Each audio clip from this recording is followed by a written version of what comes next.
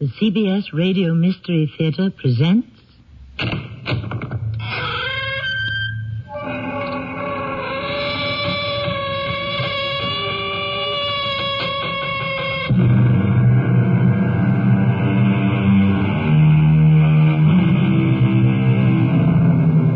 in. Welcome. I'm Tammy Grimes. This is a story of love and loss and how people deal with them, or fail to deal with them. There is hardly a more powerful emotion the human psyche can support than love. When love is lost, there is no greater tragedy it is called upon to endure. Yet no one is immune from either experience. We all love, we all lose. Most of us not once, but many times. It is a wonder that we survive. Yet somehow we do.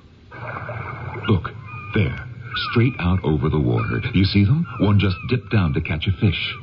What kind of birds are they? See what long wings they have. Those are Manx shearwaters, the first I've ever seen migrating. Now, those must be the grown birds, the adult ones. Where are the little ones? The babies and the children? Oh, they've been left behind. All by themselves? Alone? By themselves? Don't worry. They'll catch up. How can they? With nobody to show them, they won't know how.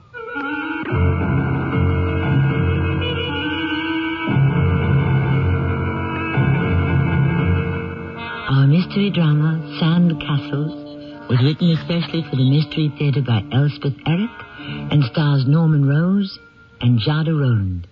I'll be back shortly with Act One.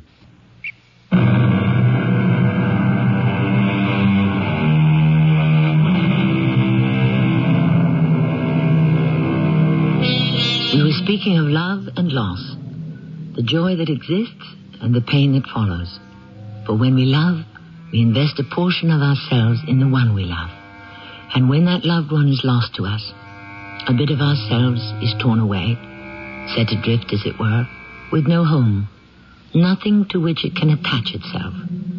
We are then bereft and helpless, calling, "Come back, come back."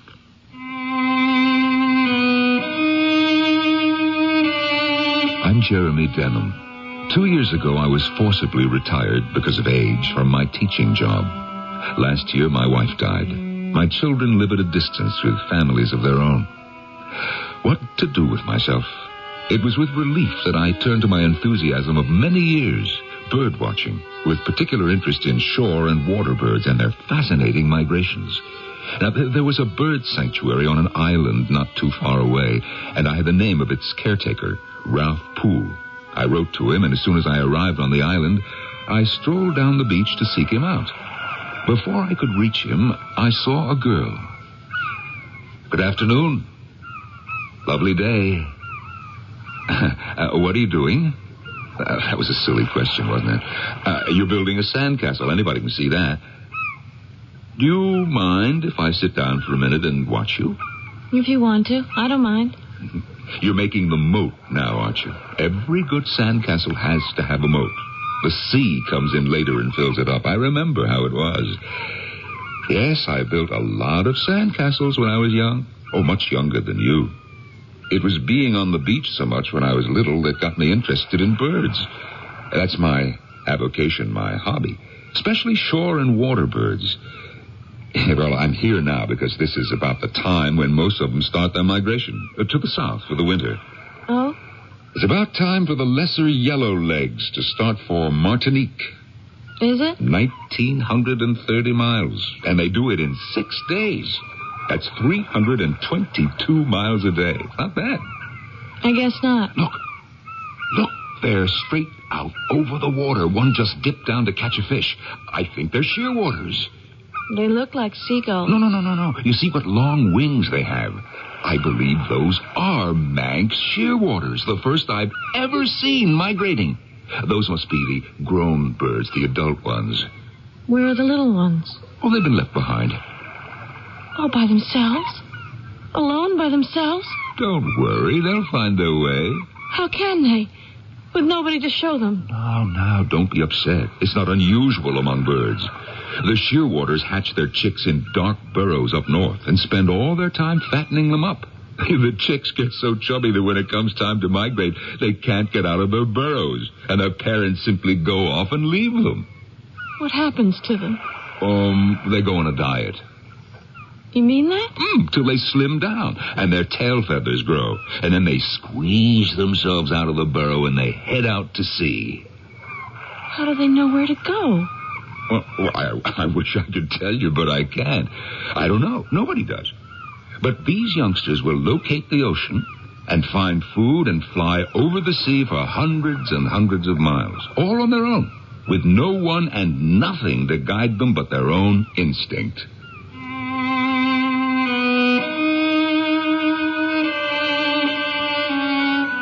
That had been the only display of emotion the girl had shown, and when it had subsided, she sat staring out to sea without speaking. After a little, I got up and left her to make my way to my original destination, the small cottage belonging to Ralph Poole. Come in, Mr. Denham. Come in. Oh, thank you, Mr. Poole. Oh, please call me Ralph. Sit down and I'll get you beer. Yes, that would be very nice. I just finished your article on banded birds. Enjoyed it. Well, of course, there's nothing definitive about it. All the same, every little bit of information helps. Here's your beer. Oh, thank you. So, you're here to watch the migrations, you said in your letter. Yes, and I'd like your permission to wander over your sanctuary. Consider it done. I'm just here to keep the hunters out. Any bird watcher is welcome. Oh, that's very kind of you. You're a little early for the barn swallows. I may still be here in September when they take off. No, I haven't the least idea where they go. South America. Brazil, Bolivia, Peru, all over. I didn't know. Oh, then you're not a dedicated bird watcher, I take it. I'm a dedicated poet. Wow, you don't say. No, not the simplest way to make a living. I should think not. Somebody wangled this job for me. No rent, a garden of sorts out back, fish from the ocean. I make out pretty well. Every now and then I sell a bit of verse to some obscure publication. It's a good life. Not lonely? If it is, I don't mind it. There aren't tourists. Not that I spend much time with them. Then there are the birds. So you don't suffer from loneliness? Well, now and then I have a visitor like yourself. And then there's the girl. She's here every day. A girl with red hair, eyes the color of pale jade? Yeah, that's Maureen. Maureen Hart, her name is. Yeah, I saw her on the beach. Talked to her for a couple of minutes. This is about the time of day she arrives. Every day? Every day. Doesn't sound as though she came to see you. She comes to build a sandcastle. Every day? Every day. Huh. Well, that's what she was doing when I stopped to speak to her. You know, a very elaborate sandcastle with turrets and battlements. No, she always builds the same one, in the same place. Huh. Who is she? I don't know too much about her. She's not very communicative. Yes, I noticed. I tried to talk to her about birds, my favorite subject, and the only time I got a definite reaction from her was when I told her about the Manx shearwaters. I thought I saw a flock flying over. She's interested in shearwaters? I didn't know she was interested in any of the birds. It was when I told her that the adult shearwaters often start their migration ahead of their offspring, leaving them behind in the Canadian burrows where they were born. She's interested in that? No, she got sort of agitated, wanted to know how the young birds would know where to go. I'd like to know that myself. Well, so would I. You mean nobody knows? Yeah, instinct is the best answer anybody's come up with. But, listen, tell me more about this girl who builds sandcastles. Her mother works in town, behind the counter at a pizza parlor. I think Maureen helps out now and then. Actually, beyond that, I don't know very much. Pizza parlor, you said, where the mother works. It's the only one in town. Her name is Eleanor Hart. Let me know what you find out, if anything. Oh, I will. I certainly will. Because I like the girl. I do. I really like her.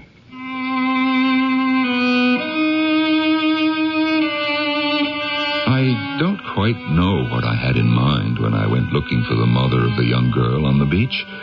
Perhaps I was simply feeling lonely and out of touch with my life, and this was a way of taking my mind off my own desolation. Something to pass the time. Whatever my motivation, I quickly located the pizza parlor, the only one in town, with only one woman behind the counter. Yep, what'll it be? Are you Mrs. Eleanor Hart by any chance? That's me. Yes, well, my name is Jeremy Denham. I'm just here for the summer. Oh, yeah, one of those. You don't seem to be terribly busy at the moment. I wonder if I might talk to you. What about? About your daughter. What about my daughter? Maureen, I believe her name is. Well, what about her? Well, I ran across her this afternoon, and we talked a little. About what? Well, I did most of the talking, I'm afraid. About birds. Migrating birds. Maureen don't know nothing about birds. No. That is my interest. I'm afraid that I bore lots of people with it. What were you trying to do? Pick her up? Oh, no. I'm a bit past the age for that. Yeah, darn right. Not that I'd put it past her. I beg your pardon? Anything in pants. You know. No, I don't. I really don't. Every day she runs out of here, middle of the afternoon, leaves me to run the place by myself. You think that she... She goes off to meet some man. What else? Oh, I don't think that's true. That's not true at all. How would you know? You just met her. Well, that's so, but... No new thing with her. She's been doing it for years. How many years? Since she was a kid. Used to run off right after school. Didn't show up till dinner time. Wouldn't tell me where she'd been or doing what or who with. But I knew. And I know now. It's some boy she's meeting on the sly. With her, it's always a boy. Always has been. Mrs. Hart, it is not a boy. Well, by now, it's a grown man. The only man she meets is the caretaker at the bird sanctuary. There. You see? I knew it was a man. Who is he? But his name is Ralph Poole, and they hardly know each other. That's what you think. That is what I know. He told me. And you believed him? Yes. I've no reason not to. Well, he's spoken to her a few times, found out her name, your name. He's the one that told me where to find you. But that's all that has happened between them. He likes her, he says, but there is no, romantic involvement. I'm sure of that. He wouldn't have told you if there was, any more than she'd have told me. You don't know much about the world, mister. I think I do. No, he would not lie to me. Why wouldn't he? Well, because he's not that kind of a man. Look, I don't think we've got any more to talk about. Thanks for taking an interest in Maureen. She doesn't go there to meet Ralph Poole or any other man. Please believe me. No? Then what does she go there for? To build a sandcastle. To what? To build a sandcastle. Why would she do that? I don't know. That's what I'm trying to find out. It's crazy. That's what she was doing when her brother drowned. But that was 10 years ago. I couldn't find my voice to respond to what the woman said. That's what she was doing when her brother drowned, but that was 10 years ago. Had the girl been building sandcastles by the sea for 10 years? And if she had, why had she been doing it?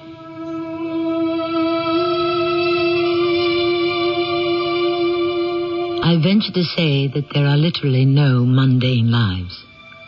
Set out to investigate the details of any one of them, and sooner or later you will come upon something that marks it unusual, dramatic, or tragic. Or perhaps all three. No life is ordinary or uneventful. If it seems so, it is because it is unexamined. I'll be back shortly with Act 2.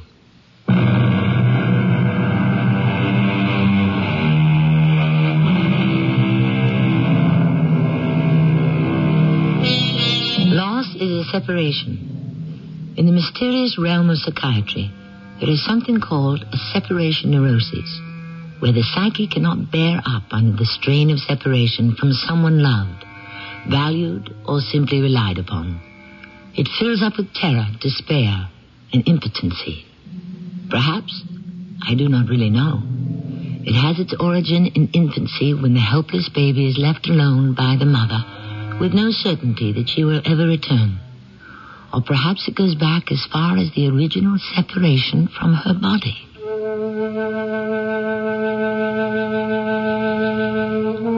Who was this character I thought who'd come barging into my place of work, asking about my daughter, dredging up something I'd finally managed to live with? The death of my little son. I felt like throwing him out, telling him never to show his face again, but for some reason I'll never understand, I didn't. Maybe because he seemed so concerned. Not just interested, but really concerned. I'm so sorry, Mrs. Hart. I had no idea. Oh, that's all right. It was a long time ago. Is it very painful for you to talk about it? But if it is... It's not painful, exactly. Maybe if I talked about it more when it happened. You mean you didn't? You didn't talk about it? It was such a shock. Oh, yes, of course it was. He was only 2 years old, you know. 2 years and 2 months. That's terribly sad. Yes, it was sad. He'd be 12 years old if he hadn't drowned. And maybe my husband... Maybe he... Yes. When Kenny drowned, he just took off. Hasn't been heard from since. Oh, I am sorry. I'll tell you the truth long as I'm at it. He and I hadn't been getting along for quite a while. Actually, I had Kenny because I thought a new baby would fix things up between us. Huh. He did stay with you for 2 years. 2 years and 2 months. He liked having a son, but he never liked being married to me. So you had no one to share your grief with? No. And neither did Maureen? I suppose. Very hard to mourn alone. Well, you just put it out of your mind completely. Forget it ever happened. Have you been able to do that? Well, yes. There are times when I think about it, think back to what was or what might have been, but then I get real busy doing something and I'm all right. And life must go on, you know. Yes, I do know. My wife died last year and my life is going on. Did you love her? Most of the time I did. Other times she irritated me and got on my nerves. But the odd thing is, when she passed away, I missed the times she got on my nerves almost as much as, the other times. I see what you mean. Now, if it isn't too difficult for you, would you tell me about the sand castle? After my husband cut out, I had to go to work. He never sent any money. What am I saying? He never even sent a postcard.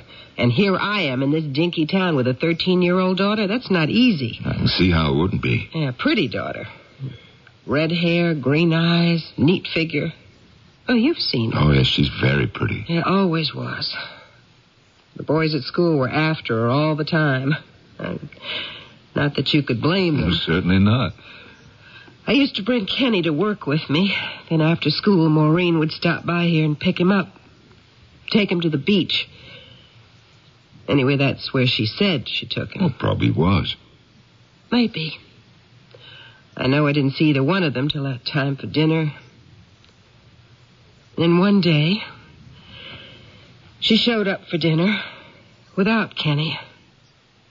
I was half out of my mind. Of course you were. So naturally, the first thing I said was, "Where's Kenny?" But that girl just gave me this blank look like she'd suddenly gone stupid or something.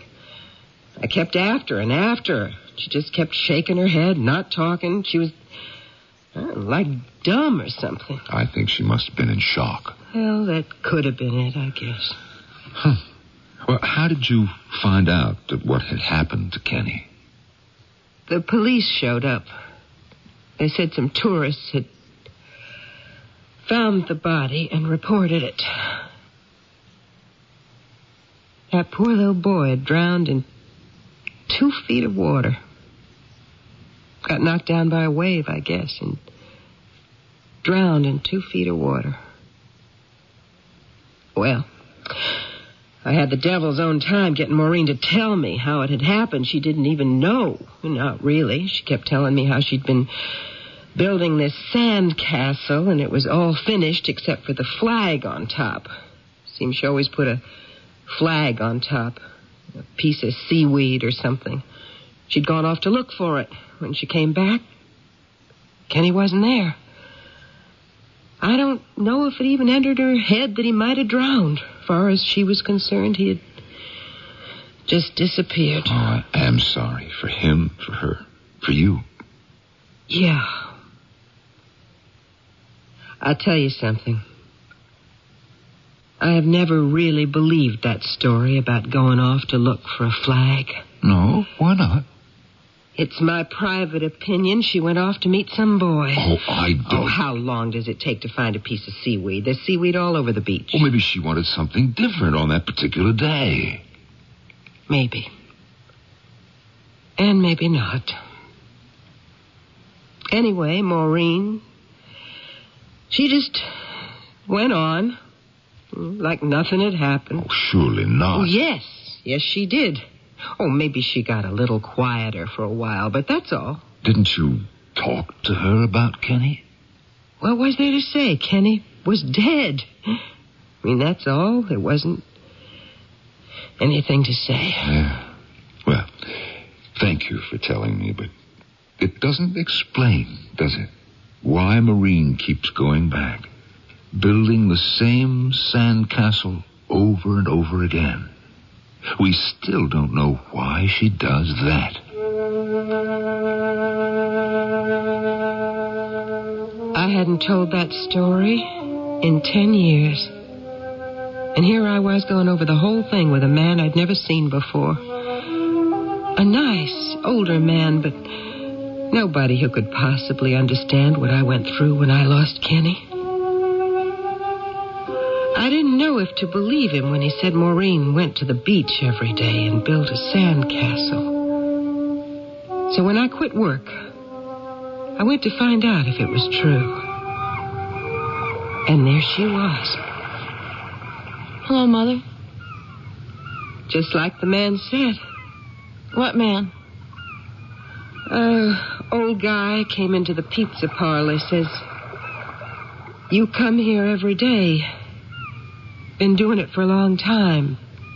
Building a sand castle. New one every day. How long you been doing that without telling me?" Long time. What else you been doing? What? Who is Ralph Poole? He's the caretaker here. How old is he? I don't know. Married? I don't know. You ever think to ask him? Why should I? Well, didn't the subject ever come up? Why should it? Well, what do you talk about? You and this Mr. Poole. Today we talked about the tides. The tides? What did Mr. Ralph Poole have to say about the tides? It's the way the ocean rises and falls. Twice a day. It has something to do with the way the sun and the moon attract each other. I see. And this Mr. Poole, do you and him attract each other? Well, he says the reason my sandcastles get washed away is because of the flood tide. Well, you know that, don't you? Yes, I know it. Then why, for heaven's sakes, do you keep coming back and making another one? I don't know why I do that. I think maybe it's because I don't really believe it. Well, why wouldn't you believe it if you know it's so? Listen, Mother, Mr. Poole's going to show me. Show you what? How the tide comes in and washes away the sandcastle. And just when does he propose to do that? The night of the first full moon. You are going to meet this man on this beach at night? Yeah, Oh, no. No, you're not. Yes, I am, Mother. You and a strange man alone on the beach with a full moon? There's only one way that'll happen, and that's over my dead body.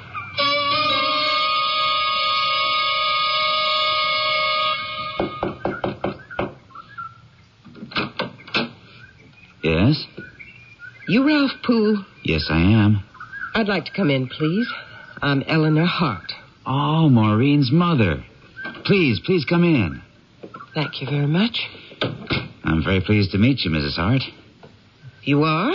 Maureen's told you about me? Well, not much, but some. Has she told you I'm very strict with her? No, she never said that. She really never said much of anything, except where you worked, things like that. Well, she's told me about you. Really? Yes, really. And she told me what you got planned for her. Her and you. Honestly, Mrs. Hart, I don't know what you're talking about. Oh, the beach, the tide, full moon. You know all right. No, that. Now, if you think I'm going to let my daughter out of the house to meet you here late at night... No. Let me explain, please. It's not anything like what you think. It's just an idea I have. Yes, I know all about the ideas men have about young girls. Now, listen to me, please. Someone I know, a friend of mine, he's here for the summer. He's a bird watcher, as I am, in an amateur sort of way. He's here to watch the migration of birds. Old gentleman? Well, yes, over 60, I'd say. I've met him. He came to see me. That's how I know where Maureen goes every day. He told me. Yeah. Well, I learned from him that some birds migrate by night, which astonished me. Well, naturally, I said, how does anybody know that birds migrate by night? Who's seen them? Well, who did? Mrs. Hart, there's something called moon watching. And what's that? On the night when there's a full moon, if you set up a telescope, you have a good chance of seeing migrating birds fly across the moon. What do you think of that? You mean it? Mr. Denham told me. He's seen them. Now, I don't have a telescope, but I have some very strong binoculars. And the next full moon, I mean to go out on the beach and see if I can spot some migrating birds. What's all this got to do with Maureen? She don't take any interest in birds that I know of. Yeah, I know she doesn't. I don't even think she was listening when I told her about moon watching. But then I told her about the tides and how the flood tide washes away her sandcastles every night. And she was interested in that. Yeah, she told me. So I thought I'll combine the two things. Maybe she'll be interested in the moon watching. Maybe she won't. But she'll be there when the tide comes in and washes away her beautiful sandcastle. Then maybe she won't have to build another one. That moon watching. I'd kind of like to see that myself.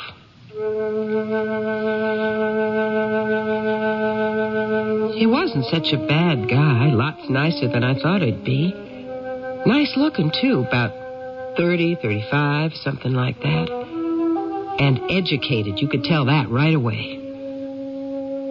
I knew I was taking a chance, but I told Maureen it was okay. She could go meet him on the night of the next full moon.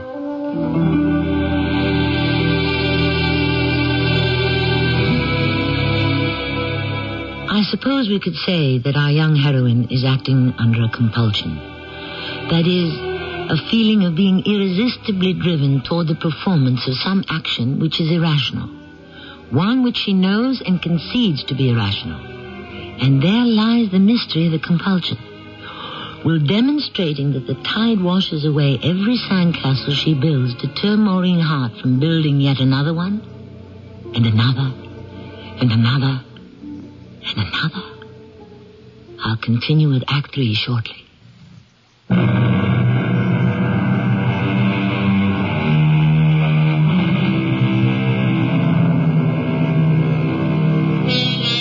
There are three people puzzled by Maureen Hart's daily, continuing construction of a sandcastle on the beach. Jeremy Denham, an elderly retired professor and an avid bird watcher. Ralph Poole, caretaker of the bird sanctuary. And Eleanor Hart, Maureen's mother. While each would like to unravel the secret of the girl's obsession, it is the history of compulsions that no outsider can influence or alter what the compulsive person does not comprehend but simply obeys. Peculiar woman, Mrs. Hart. I suppose lots of mothers have this fixed idea that every man alive is trying to seduce their daughters. I don't know why this should be, but I don't think it's right. Not that I wasn't attracted to Maureen. I was. But not just because she was pretty. No. Because there was something helpless about her. Something that made me want to protect her and take care of her. Well, anyway, the time of the full moon came around. Maureen and I made a date to meet on the beach. Hi there. Hi. Hi, Mr. Poole. Well, hello, Mrs. Hart. I thought I'd come along. That moon watching business. I'd like to see that. I'm very glad you did that. You know how to use binoculars? I got no idea. I'll show you as soon as I get them adjusted. Maureen, Mr. Poole's going to show us how to look through the binoculars. Well, she won't budge from that sandcastle. No, the tide has started coming in. She'll have to move pretty soon. There. Try that. Okay. Oh, I can see the moon all right. And no birds, though. Well, maybe we won't see any. You have to be lucky. Wait. Huh? Listen. Oh, I hear it. If we're lucky, some of them will fly right across the moon. Oh, I hope so. I do hope so. There they are. There they are. Oh, let me look. I think they're Wilson's Oh, petrels. let me look, please. Here. Where's Maureen? Oh, I see them. I see them. Maureen? I'm here. You missed the great sight. The tide washed away my sandcastle. Well, you knew it would do that. Yes, I knew, but... Maureen, where were you? You missed the whole thing. First we heard them, then we saw them flying across the moon. Where is he? Mr. Poole even knows what kind of birds they were, and you missed the whole thing. Where is he? Tell me where he is.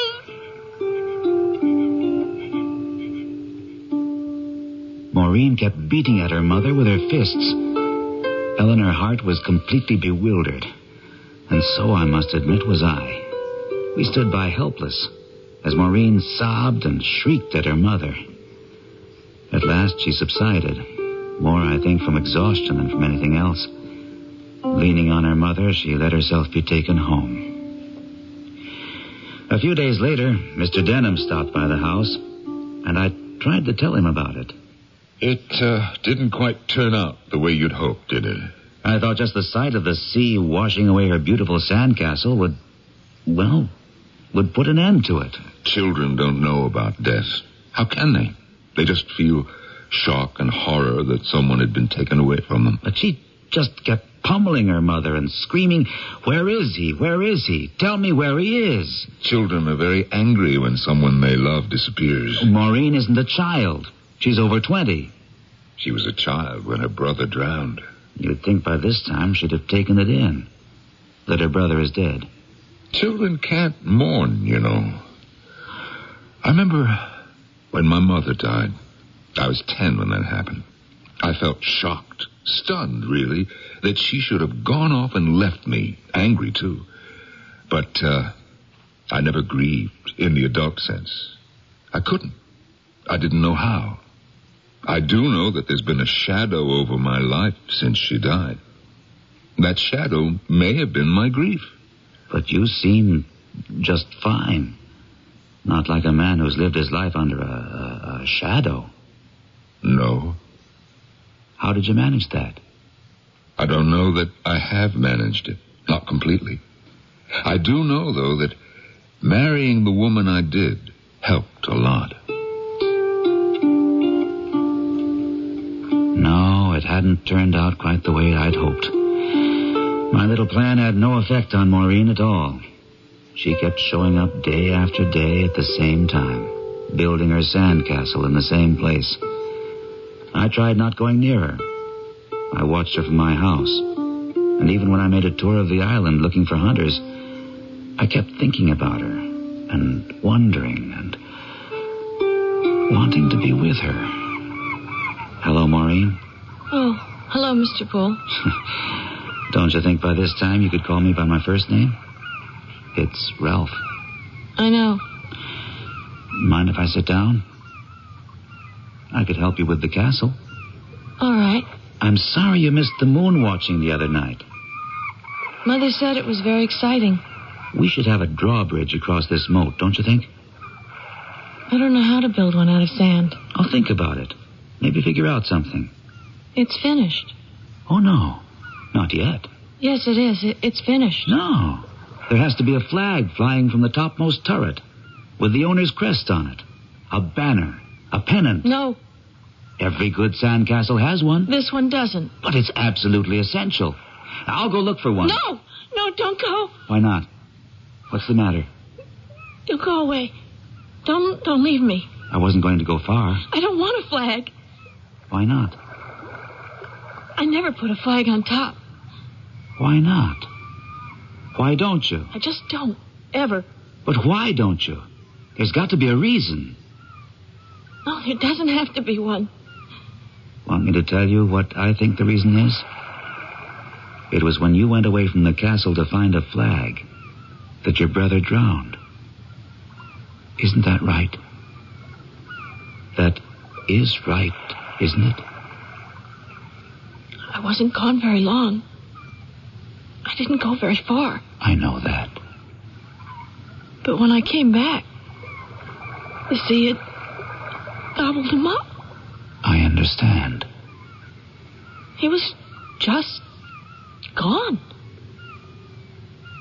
I didn't know for a long time that he had drowned. That he was dead. That I'd never see him again. You still don't know it. Oh, yes. I know it now. My mother told me. No, you don't know it. That's why you keep coming back here and building a sandcastle. You go through the whole thing over and over again. You do it all except the last thing, putting a flag on top. I never do that. No, you never do that. Because then your brother would drown again, wouldn't he? You'd come back from looking for the flag, and the sea would have gobbled him up. As long as you don't do that, there's a chance that he'll be right here where you left him. This time, everything would turn out right. Isn't that so, Maureen? Isn't it? Such a nice little boy. If you can just undo everything, live it all over again, except the last part. Leave out the last part, and then it'll be as though he had never drowned. Such a good little boy. You keep going back over that day, don't you? Keep going over and over it, trying to make it different. I loved him. Of course you did. I loved him a lot. Don't you think I know that? Even when I got cross with him, I still loved him. I know. I never thought anything would happen to him because I loved him. I know. Something did. Probably a big wave came along and knocked him down. And he drowned. He's dead. Yes. And I'll never see him again. That's right. It's like... Like what? Like I died. But you didn't die. You're right here. A little bit of me died. It did.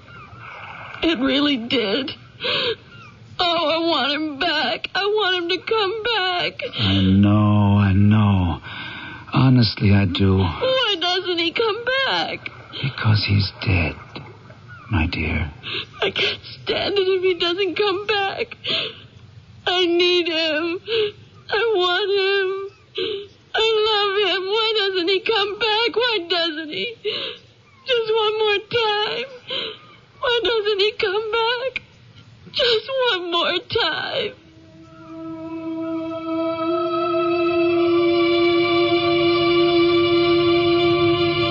We sat on the beach for at least an hour, while the tears poured from her eyes, and I held her in my arms. 10 years of tears were shed in that hour, I think, and I let them flow. I wouldn't have stopped them for the world. I was happy to hold her and let her cry. But he won't come back, will he? No. Not ever? Not ever. I guess I know that now. Maureen, the night we spent moon-watching, you and your mother and I, you sat here by the sand castle you'd built that day, and you wouldn't leave it. Now, after your mother and I had seen the petrels fly across the moon, we came back here, and your mother was a little bit annoyed with you. She kept saying you missed the whole thing. And you? Do you remember what you said? You kept beating at your mother, hitting her over and over. And do you remember what you kept saying? I think I said, "Where is he?" That's right. Where is he? Tell me where he is. Now, did you think that she could find your brother for you? I don't know. I don't think so. I think you wanted her to tell you where your father had gone to, where he is, and how to get him back. Do you think maybe I'm right? Maybe. It could be you're right. We'll talk about it one of these days. Now, let's go up to my house and have a cold drink. And maybe talk a little bit about you and me.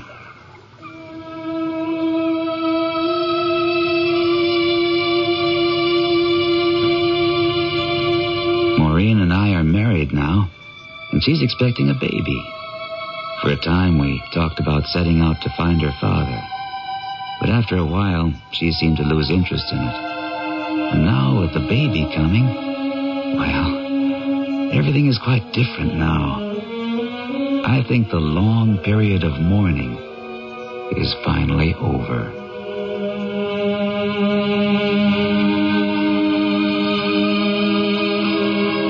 To lose a brother and a father at an early age, I think this is more than a young child can bear. The young cannot mourn their loss. They can only feel hurt, helpless and bereft. And wanting someone to stop the hurt, remedy the loss, give back their courage.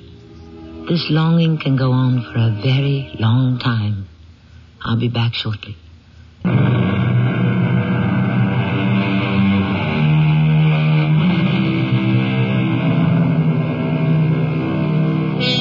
Can children be taught to grieve? I doubt it. The best we can do is help them voice the awful hurt, the endless longing. Hold them close while they yearn and cry. It doesn't seem like much, but it's all we can do. Heaven knows we would do more if we could, but we ourselves are filled with hurt and longing. Our cast includes Norman Rose, Chada Rowland, Terry Keane, and Gordon Gould. The entire production was under the direction of Himan Brown. This is Tammy Grimes, inviting you to return to our Mystery Theater for another adventure in the macabre. Until next time, pleasant dreams.